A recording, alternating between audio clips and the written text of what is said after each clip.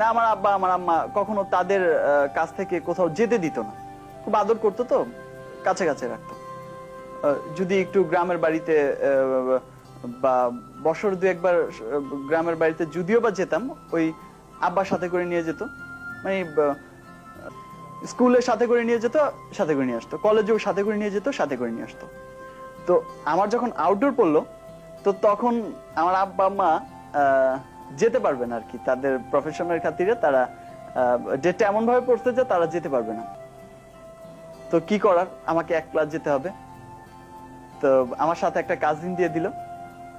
তো যখন শুনলাম যে তারা যেতে পারবে না, মানে আমি একদম মুক্ত, মানে ফ্রিলি আউটডোর করতে পারবো। আব্বা আম্মা থাকলে তো দেখা গেল টাইমলি খাওয়া, টাইমলি ঘুমানো, টাইমলি শুটিং, টাইমলি আসা, এক জায়গায় বসে যে ফ্রেন্ড নিয়ে একটু আড্ডা দিব, বা একটু ফ্রেন্ডদের সাথে একটু আড্ডা দিব, গল্প করব, এগুলো হয়ে ওঠে না। একটু সমুদ্রের পাড়ে যাব, কক্সবাজার যাচ্ছি। তো যখন শুনলাম আমি একা যাচ্ছি, তখন আমার কাছে এমন মানে আনন্দ লাগতে লাগলো যে ওই আমার জীবনের প্রথম আউটডোরটা, পুরো আউটডোরটাই আমার কাছে স্মরণীয় হয়ে আছে।